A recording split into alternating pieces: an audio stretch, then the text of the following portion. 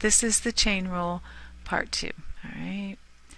The chain rule simply says that if I have two functions, one inside the other, that the derivative of, if y is f of u, then I can find dy du, and u is g of x, then I can find du dx, and if I multiply those two together, dy du times du dx, that's what gives me my derivative of y with respect to x.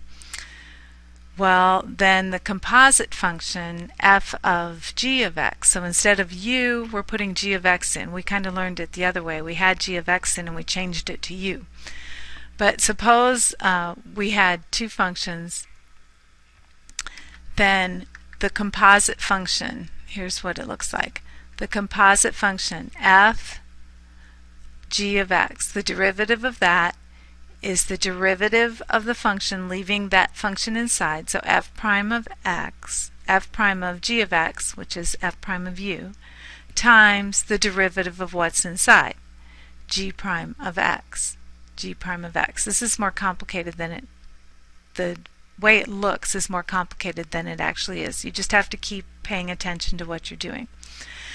So f prime, the derivative of a composite function, is the derivative of the outer function times the derivative of what's inside. She calls it the inner function, the derivative of what's inside. It's a very key idea. So we're going to find the derivative of the sine of 2x without using the chain rule. Well, how in the world could we do that? Well, we know what sine of 2x is, right?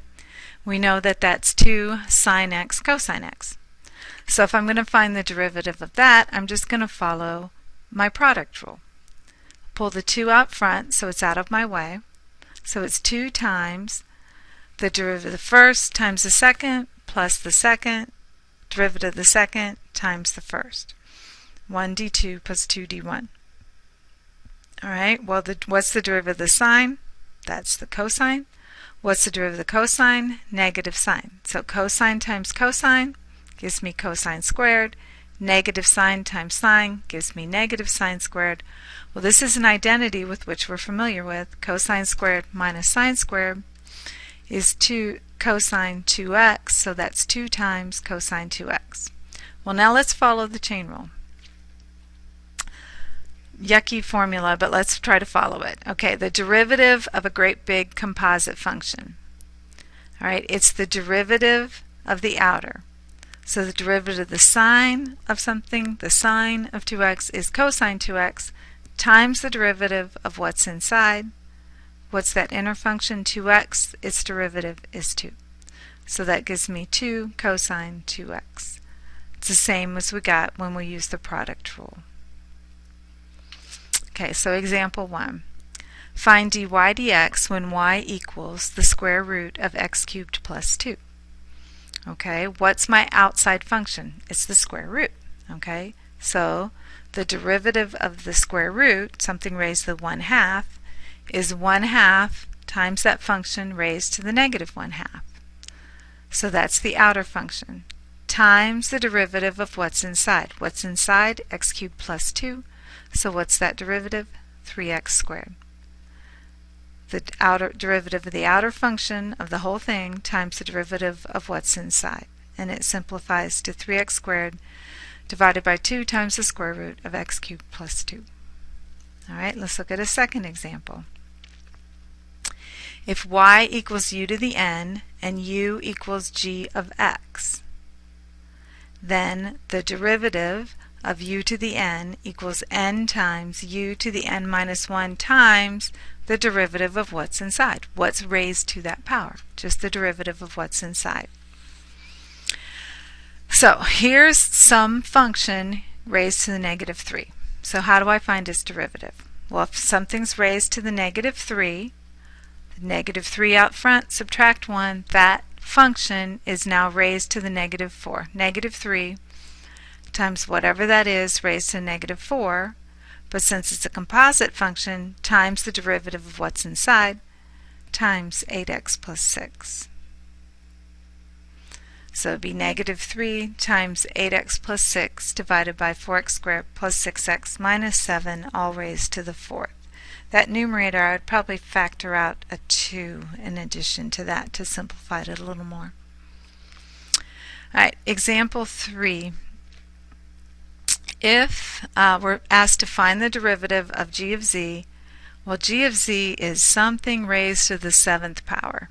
So that means it's going to have how many turns? 7.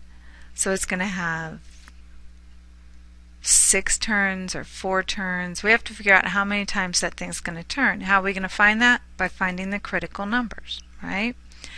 So let's see. We could use the product rule, 1 d2 plus 2 d1. All right, so let's look at this. That the first, 2z minus 3 cubed, times the derivative of the second, 3z plus 4 to the fourth, so times that derivative, plus the second, 3z plus 4 raised to the fourth, times the derivative of the first.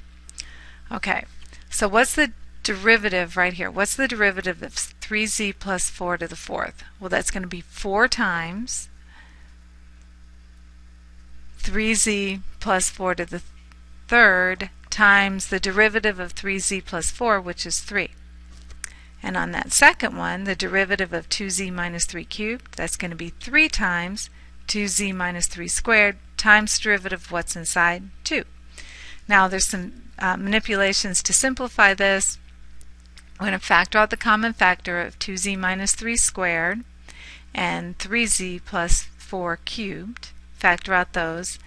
And I'm left, and she also factored out a 6, because right here I have 4 times 3 is 12, and here I have 3 times 2 is 6. So if we pull out the 6, that leaves us a 2 in front of what's left here, 2z minus 3, and it leaves me a 1 in front of 3z plus 4. Well, if I combine these guys, that's 4z minus 6 plus 3z plus 4.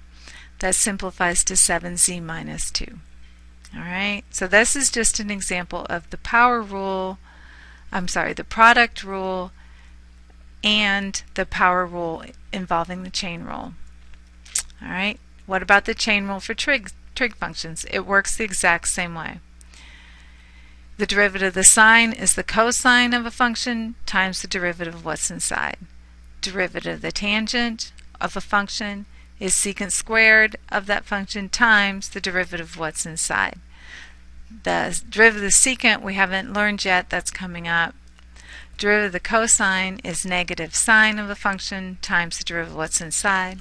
Derivative of the cotangent is negative cosecant squared of the function times the derivative of what's inside. Alright, so let's look at example 4. If y is the cosine of 6x to the fourth, what would y prime be? Well, what's the derivative of the cosine?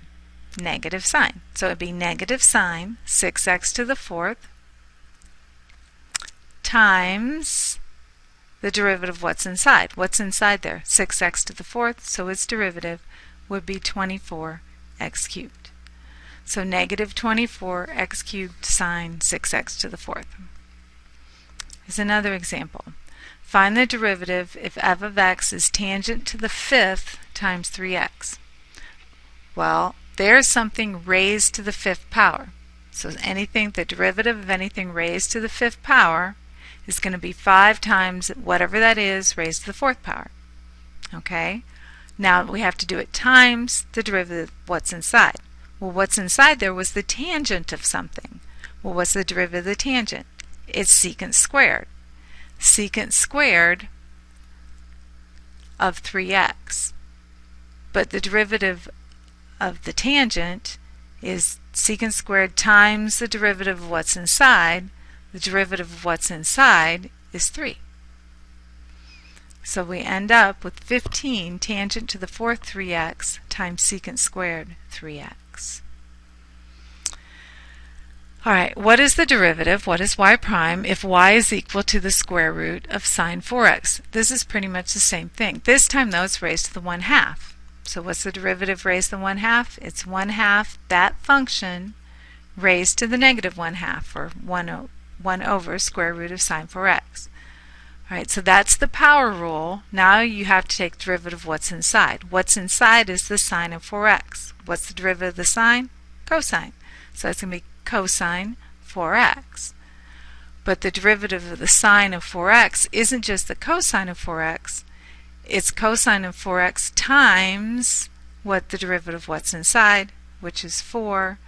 That 4 is going to cancel out with that 2, and you have 2 cosine 4x divided by the square root of sine 4x. Finally, I think this is our last example. And it better be, because this is a derivative of what's inside, what's inside, what's inside. Okay, but let's just break it down. It's something raised to the 4th power. What's the derivative of that? It's 4 times whatever that is cubed. So it's 4 times whatever that is cubed times derivative of what's inside. Well, what's inside there? Something squared plus 1. Well, the derivative of the 1 is 0, so I don't need to worry about that. But the derivative of something squared is 2 times whatever that is raised to the 1st power. Well, what was squared? Cosine. Well, so what's the derivative of the cosine? Negative sine. So that would be times negative sine 5x. Well, negative sine of 5x times, now what's the derivative of 5x? 5. So we've got 1, 2, 3, 4 nested functions, 3 or 4 nested functions here. Simplify this, 4 times 2 is 8 times 5 is 40, so there's a negative 40 cosine 5x plus 1 cubed times the cosine of 5x times the sine of 5x. This is chain rule and it will not go away. You need to get this down. All right, key idea. It's a very key idea.